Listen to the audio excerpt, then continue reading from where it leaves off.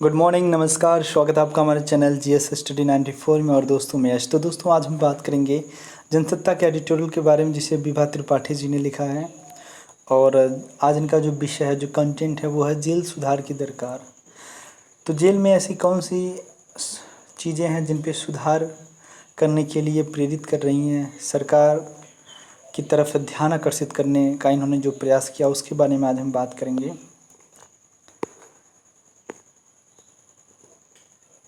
कारावास या जेल व्यवसाय 19वीं शताब्दी की आधुनिक समाज की देन है। अंग्रेजी सत्ता ने अपने बनाए नियमों का उल्लंघन करने पर दोषियों को कारावास में रखने की व्यवस्था बनाई। देखिए, अंग्रेज़ों की ही देन है, ठीक है। 1894 में कारावास कानून बना, जो आज तक अस्तित्व में है। बीच बीच में सुधार समितियों द्वारा जेलों में सुधार की सिफारिशों की जाती रही हैं, पर आज़ादी के 7 दशक बीत जाने के बाद भी जेलों में कैदियों की भीड़ और उनके प्रति व्यवहार में कोई खास तब्दीली नहीं आई है। जेल एक तरह से कह सकते हैं ना, शारीरिक और मानसिक रूप से पीड़ा नहीं होता, एक सुधार गृह के रूप में माना जाता है, संशोधन तमाम होने के बाद भी। पर आज आप देख सकते हैं, जेल में जाने के बाद एक सामान्य व्यक्ति अपराधी बनकर आता है। उसके व्यवहार में तमाम तरह के परिवर्तन आ जाते हैं, और पिछला जो उसका व्यवहार रहता है, जिस तरह से उसकी गतिविधियां रहती हैं, उससे भी प्रभावशाली गतिविधियां जेल से आने के बाद हो जाती हैं। तो ऐसा क्या हो रहा है, मतलब क्या किया जा रहा है जेल में? कैदियों की सुरक्षा के नाम पर कठोरता, अपराध की गंभीरता के नाम पर बर्बरता, दमन आदि कुछ ऐसे गंभीर मसले हैं जिन पर कुछ ठोस नीतियां बनाने और आमूलचूल परिवर्तन की आवश्यकता है। दंड का स्वरूप समय और स्थितियों के अनुसार बदलता रहा है। दंड शास्त्रियों ने दंड के जो सिद्धांत बताए, उनमें प्रतिशोधात्मक, भयकारी, निवारणात्मक और सुधारवादी सिद्धांत प्रमुख हैं। उन्हीं सिद्धांतों के तहत जेल व्यवस्था को चलाने की बात कही जाती है। कानून तोड़ने वाले व्यक्ति को जेल इसलिए भेजा जाता ताकि उसमें भय पैदा हो और वह दोबारा अपराध न करे, और समाज ऐसे व्यक्ति से यह सीख ले कि उसे भी अपराध नहीं करना है। तो आप देख सकते हैं, जो जेल में ले जाने का अपराधियों को, दोषियों को उद्देश्य क्या होता है कि जब वो समाज के जो अन्य लोग हैं उससे सीखें, ठीक है, और जो खुद अपराधी होता है जेल से आने के बाद एक सामान्य जीवन जिए। पर दोस्तों, जेल से आने के बाद आप ज़्यादातर लोगों में 85% लोगों में आप देख सकते हैं कि उनमें पहले की अपेक्षा ज़्यादा उस कार्य को लेकर उत्सुकता बढ़ जाती है। अब प्रश्न उठता है कि किसी व्यक्ति के आवागमन की स्वतंत्रता को खत्म करके उसे उसकी दैहिक स्वतंत्रता से वंचित करके कैद में रखना मात्र पर्याप्त है, या फिर यह माना जाए कि उस व्यक्ति ने अपराध करने के कारण अपने व्यक्ति होने के अधिकार को ही खो दिया है। AK गोपालन बनाम मद्रास राज्य के मामले में यही कहा गया था कि अपराधी व्यक्ति नहीं है, पर बाद में मेनका गांधी बनाम भारत संघ के मामले में आपराधिक न्याय प्रणाली में सुधार किए गए और कहा गया कि किसी भी व्यक्ति को उसकी दैहिक स्वतंत्रता से वंचित करने वाली प्रक्रिया साम्य न्याय और साधिविवेक पर आधारित होनी चाहिए, और विचारण में दूसरे पक्ष के अधिकार भी सुनिश्चित होने चाहिए। इसके बाद सुनील बत्रा बनाम दिल्ली प्रशासन के मामले में न्यायमूर्ति VR कृष्ण अय्यर ने जेल प्रशासन और कैदियों की दशा में सुधार के लिए अनेक महत्वपूर्ण सुझाव दिए।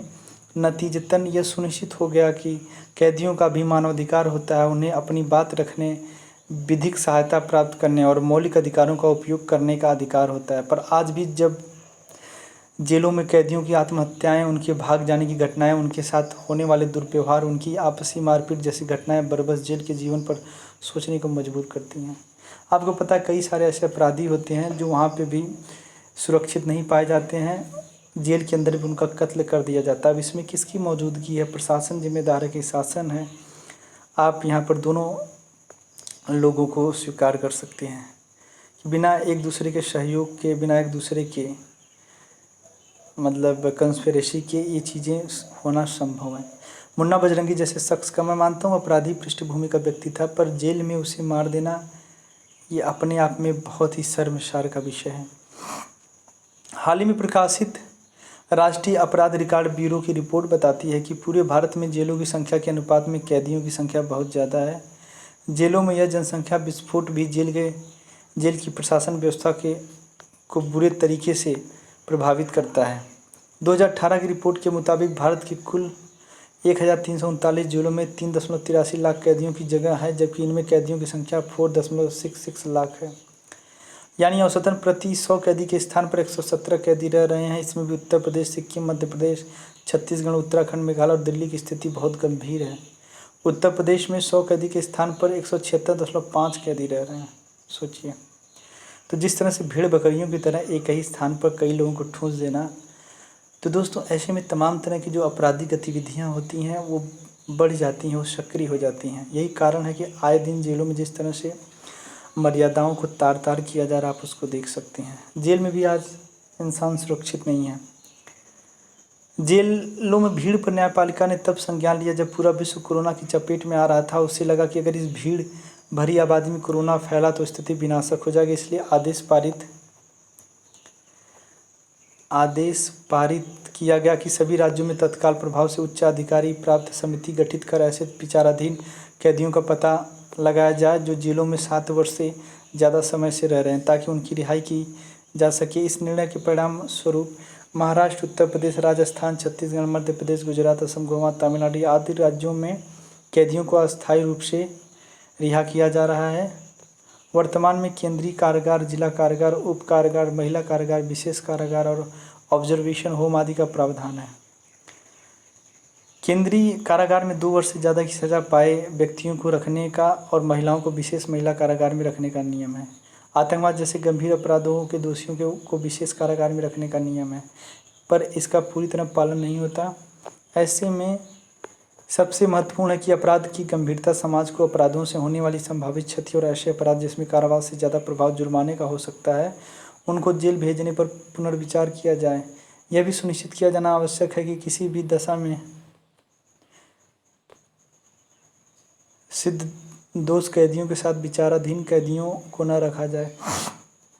कम गंभीर प्रकृति के अपराध करने वाले कम उम्र के लोगों को ज़्यादा से ज़्यादा प्रोबेशन पर छोड़े जाने की नीति बनानी चाहिए। सदाचरण की शर्त पर भी ज़्यादा से ज़्यादा लोगों को छोड़ना चाहिए। केवल लैंगिक अपराध, नैतिक अधमता वाले अपराध, हत्या, लूट, डकैती या ऐसे अपराध जिनसे राज्य की सुरक्षा को खतरा हो, उन्हीं मामलों में अपराधियों को जेल में रखा जाना चाहिए। राष्ट्रीय अपराध रिकॉर्ड ब्यूरो की रिपोर्ट के बाद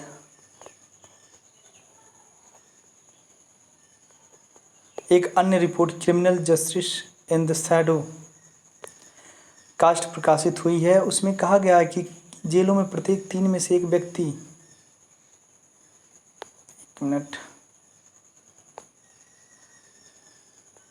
अनुसूचित जाति या जनजाति का है। दलित समाज के लिए यह एक बड़ा प्रश्न चिन्ह है, इसलिए इस विषय पर भी गंभीरतापूर्वक शोध की आवश्यकता है। किसी सरकारी योजना, घोषणा, नीति के विरोध में उल्लंघनकर्ताओं की गिरफ्तारी हो तो उनके लिए एक अलग प्रकार की और अस्थायी जेल का सृजन किया जाना चाहिए। आप देख सकते हैं आजकल हमारे देश में तमाम तरह की चीज़ों को लेकर जिस तरह से विरोध प्रदर्शन किया जाता है, और एक सवाल यह भी है कि दोस्तों ऐसे व्यक्तियों को अलग जेल में रखा जाए, क्योंकि यदि आप उसी अपराधियों के बीच में यदि इन लोगों को भी रखेंगे तो ये कहीं ना कहीं लोकतंत्र का अपमान है, ठीक है। और अस्थायी इनको रखना चाहिए। जिस तरह से आजकल रासुका लग जा रहा है, NSA नेशनल सिक्योरिटी एक्ट के तहत लोगों को बंद कर दिया जा रहा है, कहीं डिटेन कर दिया जा रहा है, तो ये अपने आप में शर्म का विषय। ये हमारे ही देश के लोग हैं जो हमारी राजनीतिक पार्टियों और हमारे नेताओं से असंतुष्ट हैं, इसलिए वो सड़कों पर उतर के विरोध प्रदर्शन कर रहे हैं।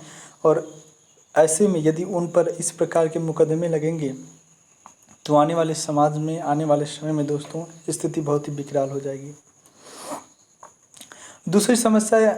दूसरी समस्या है जेल अधीक्षकों की। इनकी संख्या स्वीकृत पदों की तुलना में अत्यंत कम है। सबसे पहले तो सारी रिक्तियां भरे जाने और फिर आदर्श कारागार मैनुअल के सुझावों पर अमल करते हुए अन्य पदों का विसर्जन आवश्यक है। कैदियों के अनुपात में ही जेल अधीक्षक और जेलों की संख्या होनी चाहिए। प्रत्येक जेल में चिकित्सा व्यवस्था के साथ मनोचिकित्सकों को भी स्थायी नियुक्ति की जानी चाहिए, ताकि अपराधियों की मनोवृत्ति में सुधार ला सकें और उन्हें समाज में समायोजित किया जा सके। विचाराधीन कैदियों के मामलों का शीघ्रता से निपटारा किया जाना आवश्यक है, ताकि सुनिश्चित हो सके कि वे दोषी पाए गए या नहीं। अभी हाल ही में अनूप शतपथी समिति ने सिफारिश की है कि दिहाड़ी मजदूरों का पारिश्रमिक बढ़ाया जाए। यदि आपने विरोध किया तो भैया जेल में डाल देंगे, इसीलिए कोई कर नहीं रहा है। इस संदर्भ में कैदियों के पारिश्रमिक पर भी विचार होना चाहिए। यातना और अन्य क्रूर, अमानवीय या अपमानजनक व्यवहार या सज़ा के विरुद्ध यूएन कन्वेंशन पर भारत के हस्ताक्षर तो कर दिया है, पर इसकी पुष्टि होना बाकी है। इसलिए आवश्यक है कि शीघ्र भारत सरकार इसकी पुष्टि करे। कुछ लोग जेल से छूटने के बाद अपने अनुभवों को लिखते हैं, जैसे अरुण फेरारिया ने अपनी पुस्तक द कलर ऑफ केज में जेलों की दयनीय दशा का बहुत मार्मिक वर्णन किया है। ऐसी पुस्तकों की समीक्षा और उनके आधार पर कमियों को दूर करने की कोशिश होनी चाहिए।